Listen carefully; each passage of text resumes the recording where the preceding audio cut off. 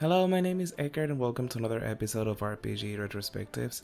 Today I'm going to talk about Dragon Quest III. I will make some comparisons to the first two games since this is a sequel to them while also being chronologically a prequel.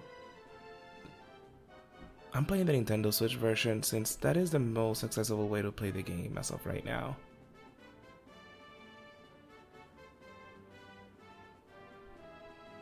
Dragon Quest III is one of the best games I've played in recent memory.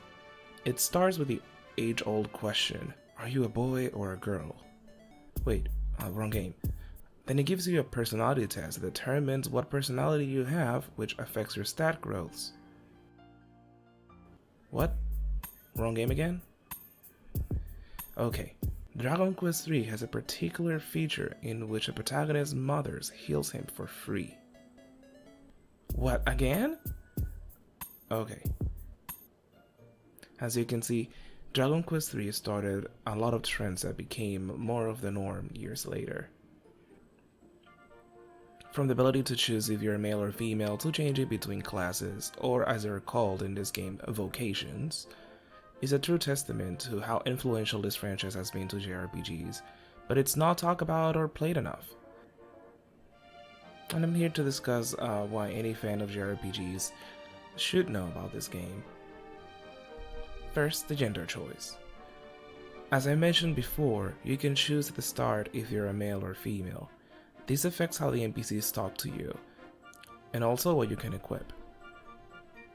Since certain weapons, armors, and accessories are unique to gender, not only am I fascinated that a game from the 80s allows you to choose your gender, but also that it affects how people talk to you. It adds to the complexity of this game. This was a mechanic I thought for the longest time that it was introduced by Pokemon. It goes to show that even games that came out in the 90s took inspiration from a variety of games that came before it. The same that happens with most games nowadays, so mechanics, tropes, and archetypes were a thing even then. Another comparison with the popular Monster Collection franchise is the fact that your mother also serves as a free inn, healing you and your party for free. Then it comes a personality test. This feature was added to the SNES remake of the game in 1996, and even then, this was still an underutilized concept on JRPGs. They ask you a few questions to determine the hero's personality. But it's not limited to that. It also gives you a small in-game dungeon where you can make tough choices.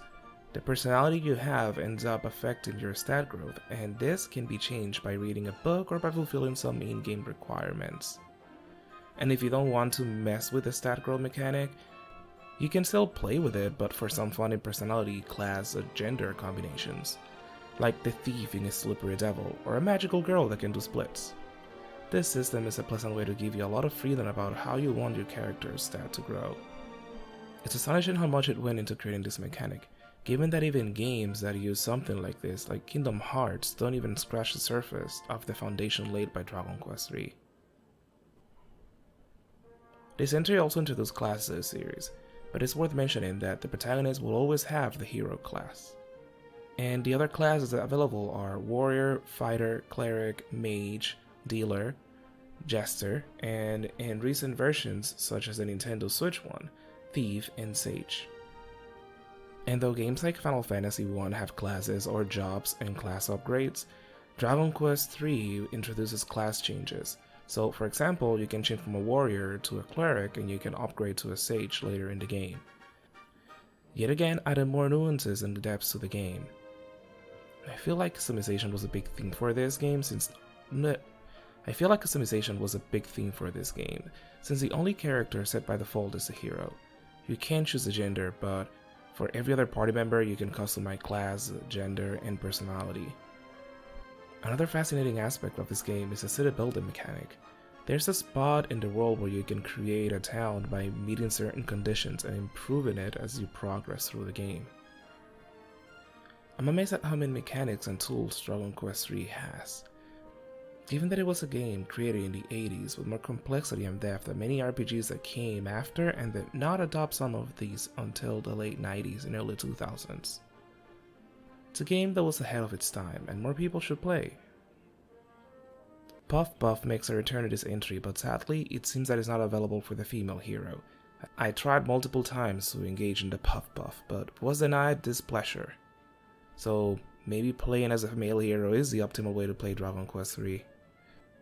This game also pokes fun at the genre. In a special dungeon, you can raid a tomb and get a curse inflicted upon you for taking a treasure. The curse involves having a random encounter every 1 to 2 steps. Poking fun at the excessive random encounter rates that old school RPGs are known for. Another detail that I adore in this franchise is the different dialects of the many towns you come across. There's one with a Mari accent, Spanish accent, and many more. This is a fun way to make each city unique, and at the same time, it makes you feel like you're traveling the world and moving from one nation to the next. It's an amazing way to give the places you visit some much needed individuality. Out of the first trilogy, this entry definitely feels the most like the recent Dragon Quest games.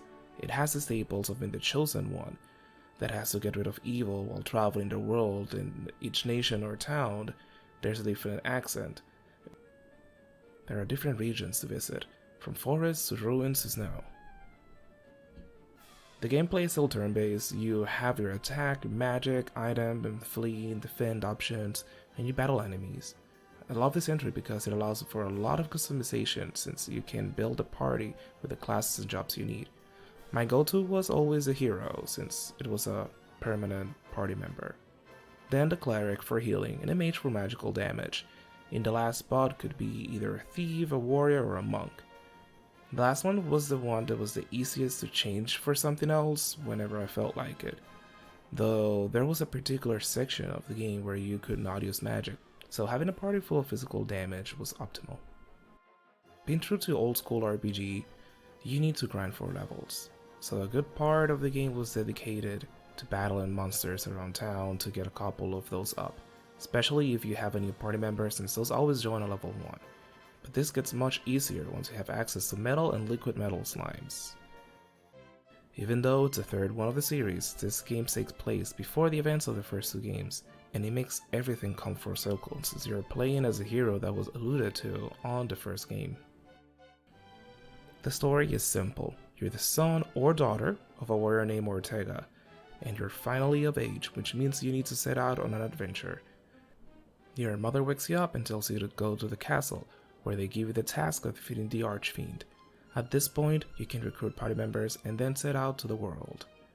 You go to a new town, encounter a problem that must be solved, and then move on to the next town. Rinse and repeat for most of the game. After traveling the world, you must collect some artifacts and defeat the evil lord. As I mentioned, this game is very similar to the formula of most recent Dragon Quest games, so if you're familiar with the series, you know that usually there's a plot twist once you reach the final part of the game. Make you think it's over, but it's not. Dragon Quest III seems to have started that trend. After you travel the world and help every the minion on the map, a second world map is revealed, but it's a familiar one if you play the first 2 games. You travel to the underworld, which in reality is just the world of the first 2 Dragon Quests and also in danger of evil.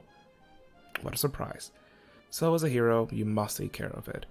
Once that is done, you stay in this realm and the story continues in Dragon Quest I, making it all come full circle. I love playing this trilogy. You can see the progress and changes made throughout the games as each one improve upon the other in gameplay, world building, and storytelling. It's nice to go back to the small pieces of RPG history and experience them. Thanks again for tuning in, and if you would like me to revisit the Dragon Quest 4 to 6 trilogy, also known as the Zenithian trilogy, let me know in the comments down below. Thank you for watching.